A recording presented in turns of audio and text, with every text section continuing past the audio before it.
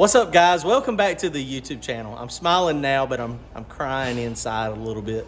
Everybody's been asking what's been happening with the new car, and it's sitting here. It's still used for part storage. I've made a lot of work on it. I've got a lot done to it.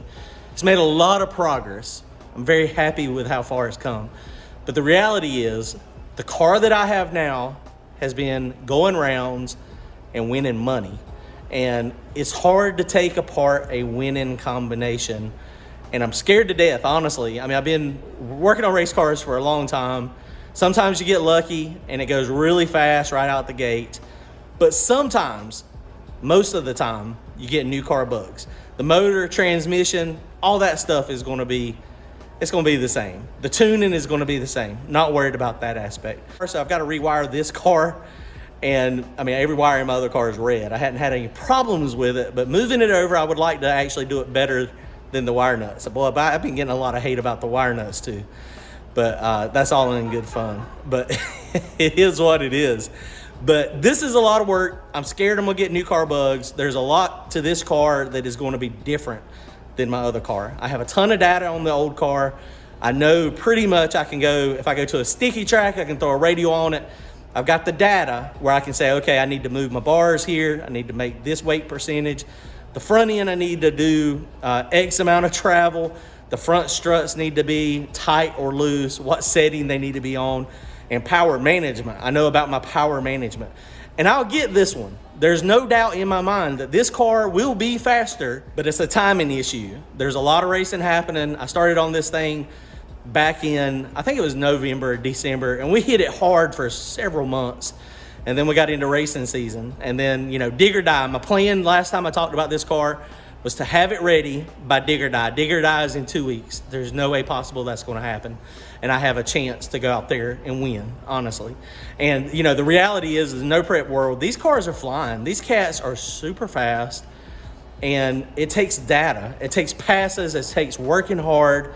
Going to the track. We're not scared of working hard. We're not scared of going to the track. We're not scared to get data, but it takes time. People that have good racing programs have made hundreds of passes with their cars, and they don't tell anybody about it. You don't see it. They go to the track or they go to the street. They go to a place where they can run and get data on what's going to work and what's not going to work. And so I just won't have that ability to do that with this car. So this car is just going on the back burner for right now. I'm not selling it. I've joked around about doing that. But this car is going to be a bad piece. We've got most of the stuff to make it happen. Let me show you a little overview of this car again. Now, there's a lot of borrowed parts and pieces off of this. There's a lot of used parts on this car. But overall, I mean, you know, I've had a lot of help from buddies. I've had a lot of help from people, supporters of the channel, and I really appreciate it. People have pitched in. They want to see this new car at the track. I do too. I want to see it there, but I'm scared this mid-season is just not going to be the right opportunity for me to do it. Randy got me these wheels. These are off of his car. He's letting me borrow these for the time being, so we're going to stick those in it. We got the nice lug nuts. This is some used stuff that I bought and had. I bought this rack and pinion and all of the steering stuff here. That stuff come used to me. I bought it. A guy bought it and didn't need it, so I was able to get that stuff. The A-arms and the K-member. This is a K-member that Brian had laying in the back of the shop back there. And so we put that one on here. The A-arms I got from Zach. The caster camber plates. These actually were on this car when I got it. They're actually in pretty good shape, pretty nice. One of our buddies, Rodney, he's got some master cylinder parts. I'm going to get a master cylinder from him.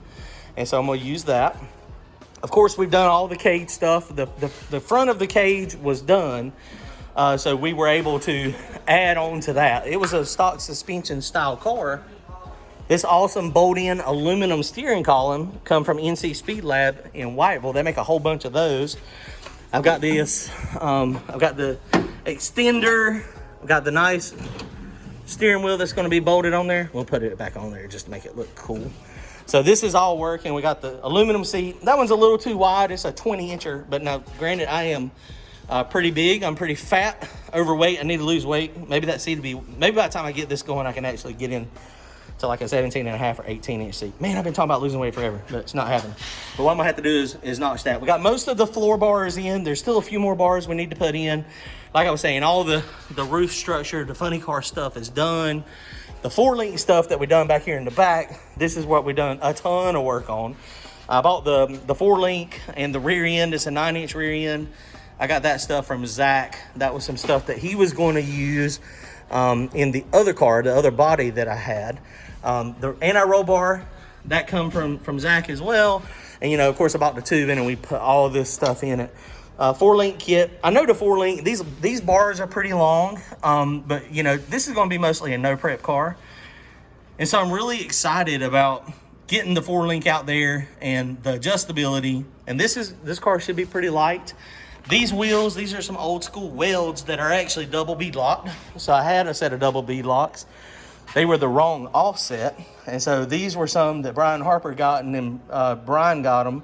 And so then we were able to do some swapping and some switching. Of course, my shocks on the back, the QA ones are going to go on here. The Pro Mod valve shocks are going to be on here.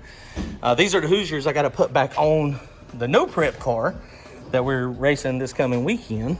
We still got to, there's a lot to do. We still haven't attached the body. There's a lot to do to this car. Got all the brake stuff for it.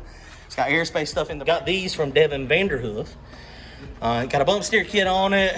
I mean, we got a lot done to the car. The car is not far away from being able to race. I mean, the reality is too, if I wanted to make the dig or die race, I could throw my doors on it, no front end, put the rear end, and just slap it together. And I was kind of joking to Brian and them, we'd put a windshield in it, plexiglass, no hatch, no anything back here on the back, and it would actually fit in pretty good for a no prep car.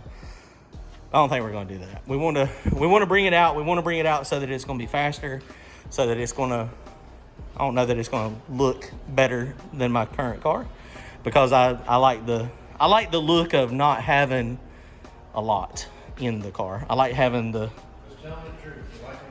I like them ugly. That's exactly right. Brian said I do. I mean, that's always been my style. Brian's a paint and body man over here, and it drives him crazy. I spray paint my crap outside in the yard with a spray bomb. But that's why I like them ugly. It's a shocker.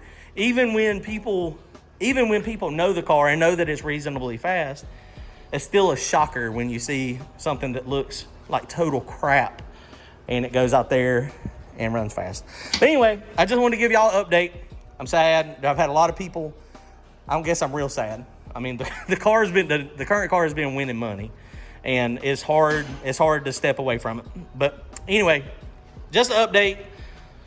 We are not going to be racing this one this season. When does racing season end in North Carolina? December. Never. It starts back in January. So I've got like 2-3 months, which, I mean, it's doable. I've already got the tubs. The tubs are at home. It's just a timing aspect. It's a timing issue.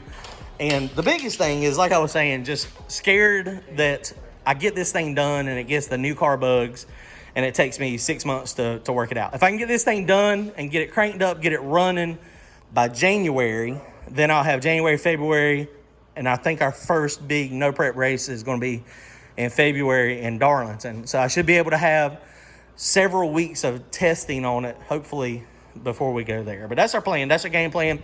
Anyway, just want to give y'all a heads up. The new car is just putting on the back burner. It's stalled out for right now. But I appreciate everybody inquiring and wanting to know about it. All right, guys, don't forget to go to turbojohnracing.com. Grab yourself some merchandise. Later, guys. Thanks.